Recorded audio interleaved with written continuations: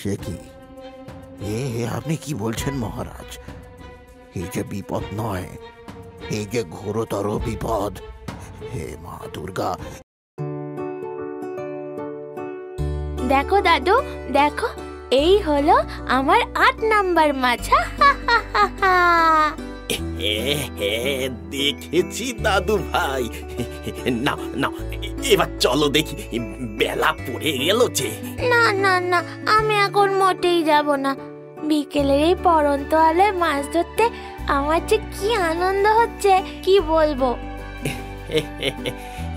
ঠিক আছে, সেই দুপুরের আগে এসেছি দাদু ভাই, অনেকক্ষণ হলো। এবার বাড়ি ফিরতে হবে। সন্ধ্যের আগে এই জঙ্গলের ভেতর থেকে বেরোতে হবে, বুঝলে? না দাদু, আমার এখনো 10টা মাছ ধরা হয়নি। তুমি একটু দাঁড়াও, আর কিছুক্ষণ পরে যাব। দাদু ভাই, বলছি তো, এবারে চলো। সন্ধ্যের পর এই জায়গাটাতে থাকা উচিত নয়। বাড়িতে তোমার মা চিন্তা করছে। চলো বলছি।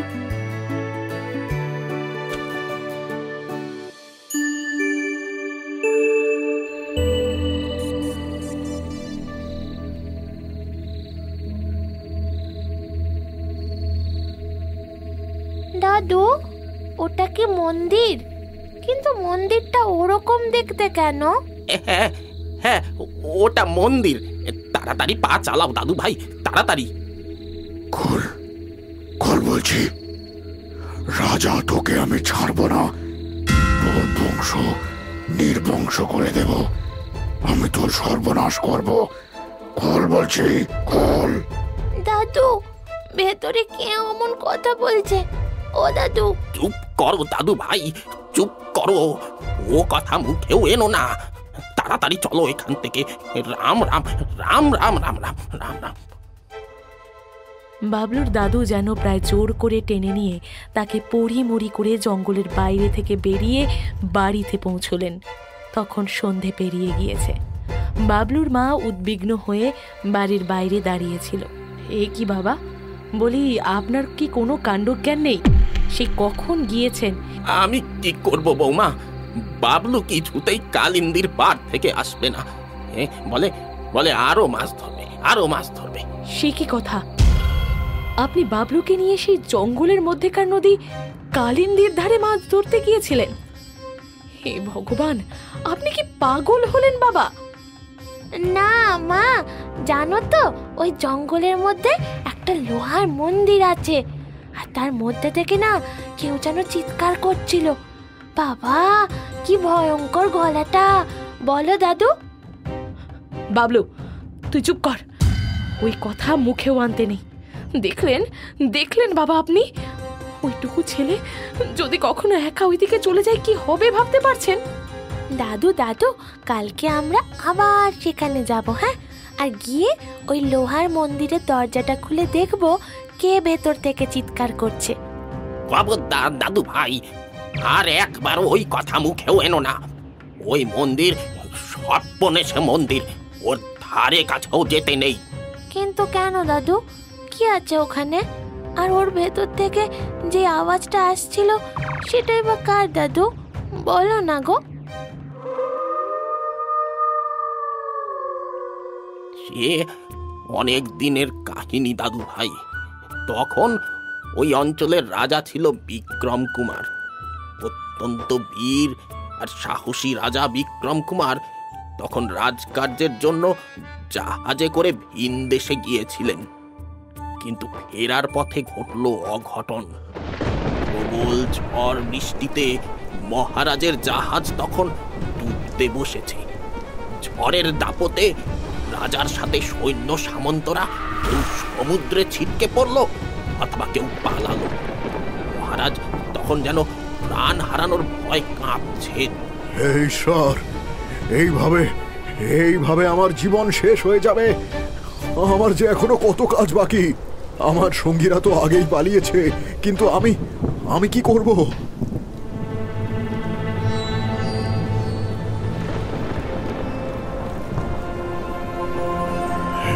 এ কি, আমি কি চোখে ভুল দেখছি নাকি? হঠাৎ করে এখানে এই নৌকো এলো কি করে? জানি না এই নৌকো কার আর কি করেই বা এখানে এলো, কিন্তু শেষ চেষ্টা আমাকে করতেই হবে। ওই নৌকায় উঠে যাই, যা থাকে কপালে। মহারাজ এক লাফে সেই নৌকোর মধ্যে উঠে পড়লেন, আর নৌকো চালকবিহীনভাবেই দ্রুত গতিতে চলতে শুরু করলো। প্রবল ঝড়ের মধ্যেও নৌকো সমুদ্রের মধ্যে দিয়ে নির্বিঘ্নে বয়ে চলল। ধীরে ধীরে ঝড়ের বেগ কমে এলো। নৌকা যখন সমুদ্রের কিনারে এলো, মহারাজের ধরে যেন প্রাণ ফিরে এলো। মহারাজ! কে কে ডাকলো? কে ডাকলো? যাচ্ছ কোথায়? দাঁড়াও। তুমি কে? এখানে এলে কিভাবে? বাহ মহারাজ বাহ! তোমার প্রাণ রক্ষা যে করলো তাকেই তুমি অস্তিত্বের প্রশ্ন করছো? তুমি আমার প্রাণ বাঁচিয়েছ, কিন্তু তুমি কে? আমি প্রেতাসুর। সুদূর নরকে আমার বাস। নরকের অন্ধকার থেকে আমি তোমার কাছে ছুটে এসেছি মহারাজ। তোমার প্রাণ বাঁচানোর বিনিময় আমায় যে কিছু দিতে হবে। হ্যাঁ নিশ্চয়ই, তুমি বলো কি চাই? সোনা দানা, টাকা, স্বর্ণমুদ্রা?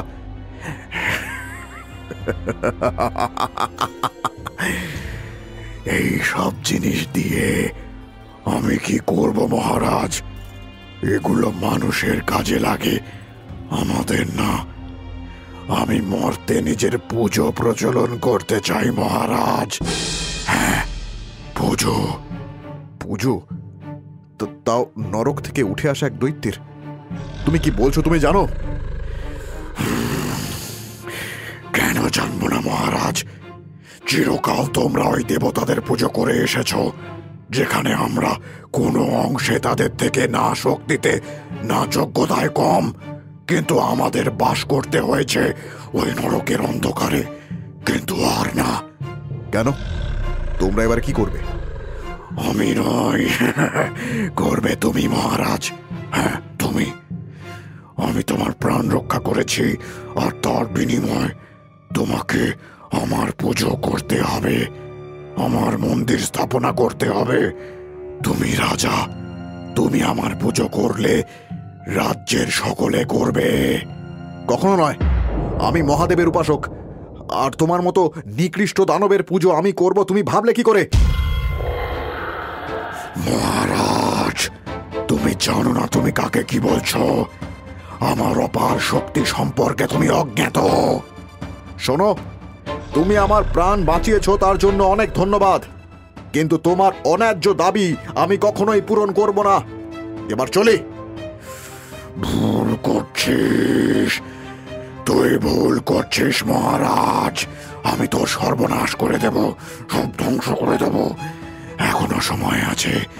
আমার পুজো কর মহারাজ, আমার পুজো কর।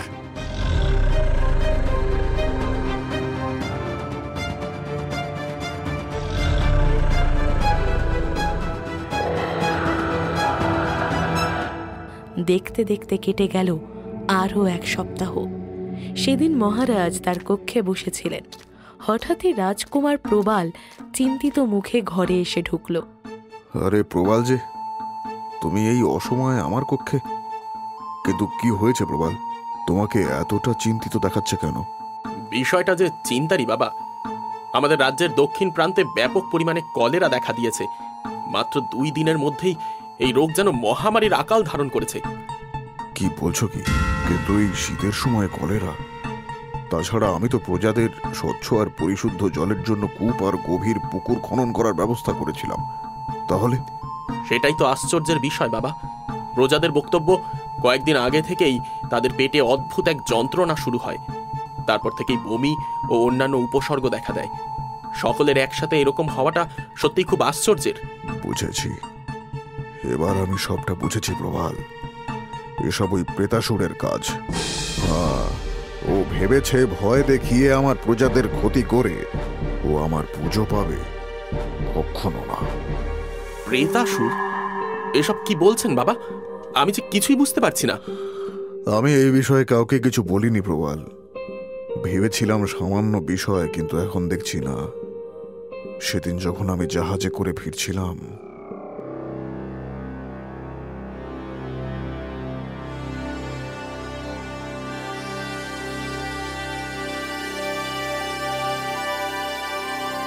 এ কি সর্বনেশে কথা বাবা! ওই প্রেতাসুর তাহলে আমাদের ক্ষতি করতে পারে? না প্রবাল, না, ও আমাদের কোনো ক্ষতি করতে পারে না। ও যদি ভেবে থাকে এইভাবে আমার প্রজাদের কষ্ট দিয়ে ও কার্যসিদ্ধি করে নেবে, তাহলে এটা ওর সব থেকে বড় ভুল। কিন্তু বাবা... কোনো কিন্তু নয় প্রবাল। আমি ওই দৈত্যের পুজো তো দূর, ওকে বরদাস্ত করতেও পারবো না। তুমি এক্ষুনি রাজ্যের দক্ষিণ প্রান্তে দাতব্য চিকিৎসালয়ের আয়োজন করো। রাজকুমার মহারাজের আদেশ পালন করতে চলে গেল। এরপর প্রেতাসুর বেশ কয়েকবার নানা প্রকারে কখনো প্রজাদের তো কখনো মহারাজের ক্ষতি করার চেষ্টা করল, কিন্তু দৃঢ় প্রতিজ্ঞ মহারাজ প্রতিবার প্রেতাসুরকে কড়া ভাষায় জানিয়ে দিলেন যে তিনি কোনো মতেই তার পুজো করবেন না।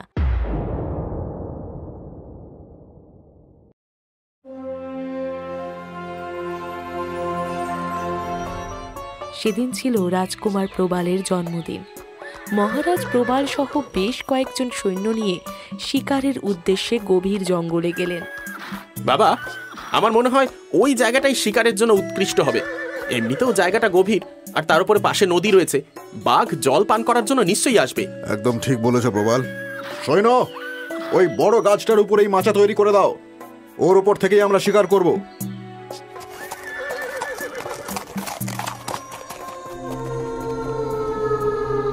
দেখতে দেখতে রাত নামলো, অন্ধকারে চারদিক ঢেকে গিয়েছে। কি জানি আদৌ বাঘ এদিকে আসবে নাকি। বাবা, ওই শুনুন, পাতার উপর খসখস শব্দ শোনা যাচ্ছে। হ্যাঁ, ওই তো, ওই। কিন্তু ওই সবুজ চোখগুলো এত উঁচুতে কেন? এত বড় আর উঁচু বাঘ কি হতে পারে?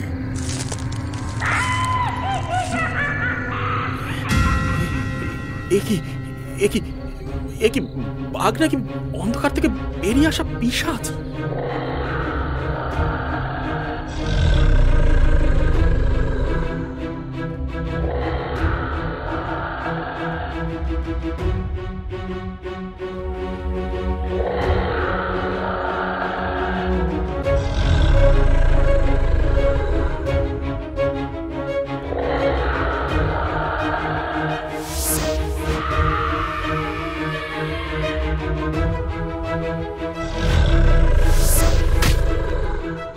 বাবা, বাবা! প্রবাল, সৈন্য সামন্ত কে আছো? শিগগির বাঁচাও প্রবালকে।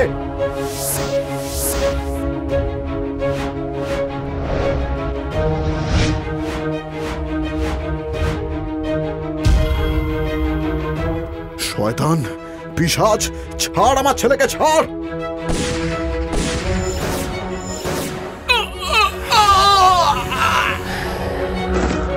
প্রবাল, হায় আমার পুত্র প্রবাল, হায় হায় হায় হায়।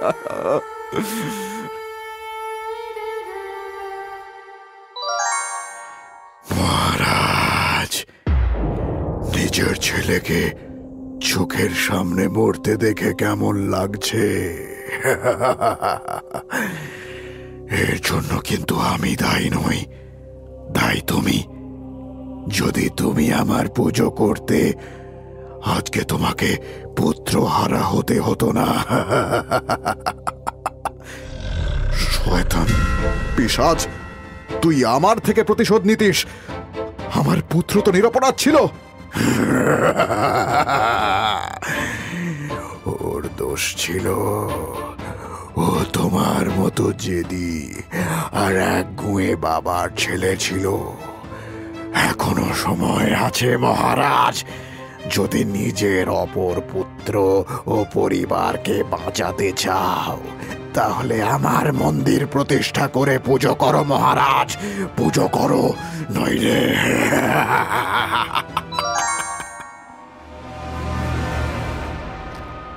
মহারাজ, মহারাজ, আপনি ঠিক আছেন তো? হ্যাঁ,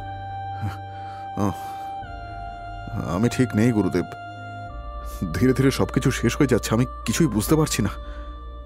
শান্ত হন মহারাজ, শান্ত হন। ক্ষমা করবেন। আমি আপনার সাথে কথা বলার জন্য আপনার কক্ষে আসছিলাম, তখনই বাইরে দাঁড়িয়ে সবটা শুনেছি। কিন্তু এসব কি মহারাজ? দয়া করে আমাকে খুলে বলুন। গুরুদেব, গুরুদেব, আমি খুব বড় একটা বিপদে পড়েছি। আসলে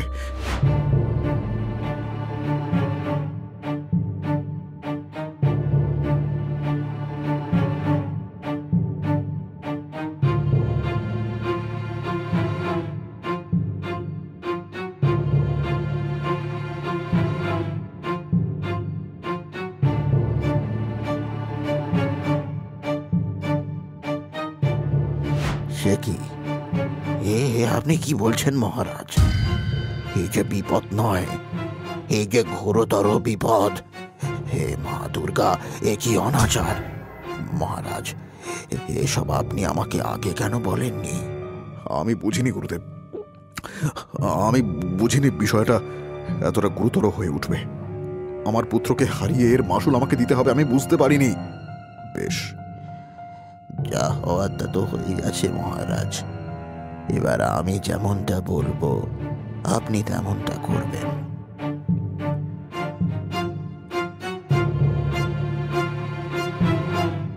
কিন্তু একটা কথা মহারাজ, আমি ঘন্টা বাজানোর সঙ্গে সঙ্গেই আপনি বেরিয়ে আসবেন।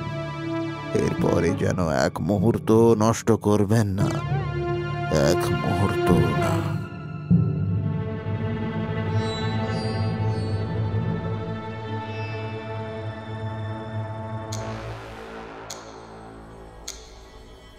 পরদিন থেকেই রাজ্যের উত্তর পশ্চিম প্রান্তের জঙ্গলের মধ্যে এক লোহার তৈরি বিশাল মন্দির তৈরির কাজ শুরু হয়ে গেল। মন্দির প্রস্তুত হতেই মহারাজ তার সামনে দাঁড়িয়ে শান্ত কণ্ঠে বললেন, হে প্রেতাসুর, হে নরকের রক্ষক, তোমার শক্তির কাছে আমি পরাজয় স্বীকার করছি।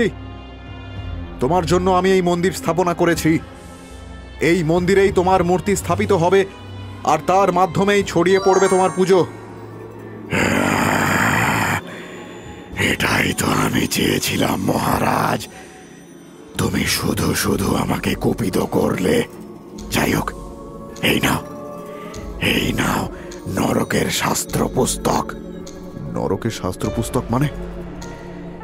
যখন আমার মূর্তি প্রতিষ্ঠা হবে তখন তুমি এই পুস্তক থেকে মন্ত্রোচ্চারণ করবে, আমি প্রকট হয়ে যাব আর এই মন্দিরে স্থাপিত হব। আমার পুজো দিকে দিকে প্রচলিত হবে। বেশ, তোমার যেমন ইচ্ছে।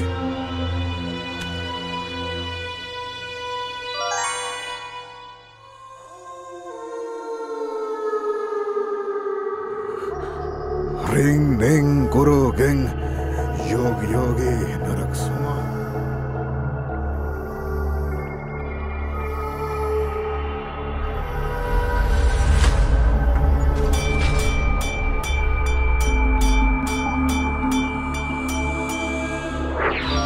রাজা, তুই এটা কি করলি?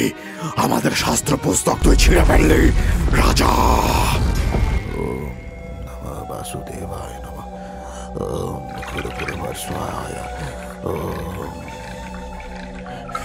রাজা, দরজা খোল।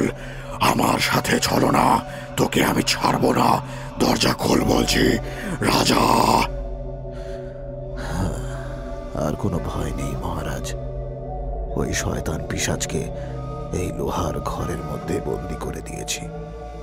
আপনি একদম সঠিক সময় বেরিয়ে এসেছেন মহারাজ। আর এক মুহূর্ত দেরি করলে সব শেষ হয়ে যেত। কিন্তু গুরুদেব, ওই প্রেতাসুর? ও আর কিচ্ছু করতে পারবে না মহারাজ। আমি মন্ত্র দ্বারা এই ঘরকে বন্দি করে দিয়েছি। আপনি বিপদমুক্ত হয়েছেন মহারাজ। ধন্যবাদ, আপনাকে অশেষ ধন্যবাদ গুরুদেব। আপনি শুধু আমার পরিবারের না, আমার গোটা রাজ্যকে রক্ষা করেছেন। অনেক ধন্যবাদ। সেই দিন থেকেই ওই লোহার মন্দির বন্ধ রয়েছে। রাজার আদেশ রয়েছে কোনো প্রজা যেন ওই দিকে না যায়। আর ওই প্রেতাসুর? সে চিরকাল ওই লোহার মন্দিরের মধ্যেই বন্দী হয়ে থাকবে আর সাহায্যের জন্য চিৎকার করতে থাকবে।